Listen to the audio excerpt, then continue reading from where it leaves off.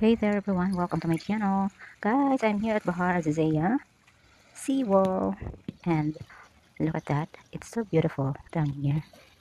It's super calming, and I just want to meditate in this such a place. Look at the waves. I love the sound of the waves in here. So guys, I will show you something. This one is I think it's a crab and shrimp drop, that one there. And this is a, I don't know, algae. This is an algae, this green color that sticks on the concrete or the stone. I think it's an algae. So guys, it's just so beautiful down here. And I'm alone here. Imagine, there's no people around here. As you can see, right? Just look at that. I think this is a man-made design on the seawall of the sea. So look at that. It's coated with algae, green algae, while the water is splashing over it.